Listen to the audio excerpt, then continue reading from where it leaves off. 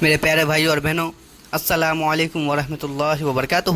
آج جو بات آپ سننے جا رہے ہیں وہ صرف ایک کہانی نہیں بلکہ ایک حقیقت ہے جو ہزاروں مسلمانوں کی زندگی بدل چکی ہے۔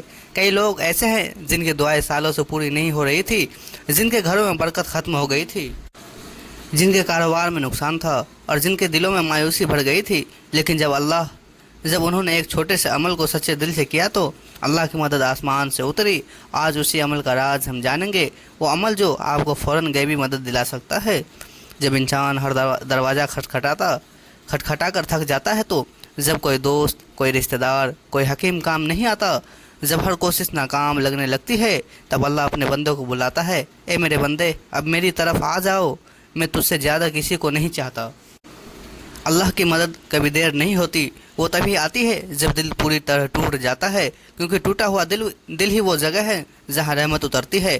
ایک حدیث میں آتا ہے کہ جب کوئی مسلمان دل سے لا الہ الا اللہ کہتا ہے تو اس کے اور آسمان کے بیچ کوئی پردہ نہیں رہتا۔ فرشتے اسی وقت اللہ کی رحمت کو اس کے نام سے بلاتے ہیں، اور وہ رحمت اس کے گھر، اس کے کاروبار، اس کے بچے، اس کی صحت اور اس کی دعاؤں تک پہنچتی ہے۔ اب بات کرتے ہیں غیبی مدد کی۔ غیبی مدد کا مطلب ہے ایسی مدد جو نہ آپ سوچ سکتے ہیں، نہ آپ پلان کر سکتے ہیں، لیکن وہ ہو جاتی ہے۔ جیسے ایک غریب آدمی جو سوچتا تھا کہ اس کا کوئی سہارا نہیں، اچانک کوئی راستہ کھل جاتا ہے، یا کوئی بیمار جو سالوں سے علاج کرا رہا تھا اور وہ اچانک بنا دوا کے ٹھیک ہو جاتا ہے۔ یہ سب اللہ کی غیبی مدد ہے۔ قسم کھا کر کہا گیا ہے، جو شخص اللہ پر پورا بھروسہ رکھتا ہے اس کے لیے اللہ کی ایسی جگہ سے راستہ بناتا ہے جہاں سے وہ خود سوچ بھی نہیں سکتا۔ اگر تم چاہتے ہو کہ غیبی مدد تمہاری زندگی میں آئے تو اپنے دل میں یہ 3 چیزیں پکی کر لو۔ نمبر 1، اللہ پر پورا بھروسہ۔ نمبر 2، ماں باپ کی رضامندی۔ نمبر 3، اپنے دل کی سچائی۔ ایک غریب آدمی تھا جس کے پاس نہ گھر تھا، نہ کھانا، رات بھر بچوں کو بھوک سے روتے دیکھتا اور خود آنسو بہاتا۔ ایک دن اس نے کہا، یا اللہ، اب میں تجھ سے ہی امید رکھتا ہوں۔ وہ وضو کر کے نماز کے لیے بیٹھا۔ رات کے سناٹے میں اس نے سجدہ کیا اور کہا، یا اللہ، اب کوئی نہیں، بس تو ہی میرا سہارا ہے۔ صبح کے وقت دروازے پر دستک ہوئی۔ ایک اجنبی آیا اور کہا، بھائی، میرے مالک نے کہا ہے کہ تجھے روز کا کھانا اور کچھ پیسے دینا۔ وہ حیران رہ گیا، اس نے کبھی اس آدمی کو دیکھا بھی نہیں تھا۔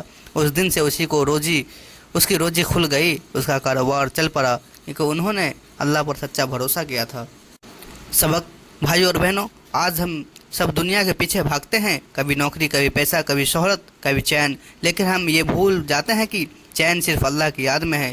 جب تم تسبیح اٹھاتے ہو، جب تم اپنے گناہوں کی معافی مانگتے ہو، جب تم سچے دل سے کہتے ہو، یا اللہ میری مدد کر، تو یقین مانو اس وقت 7 آسمان ہل جاتے ہیں اور فرشتے کہتے ہیں، اے رب، یہ تیرے بندے کی پکار ہے۔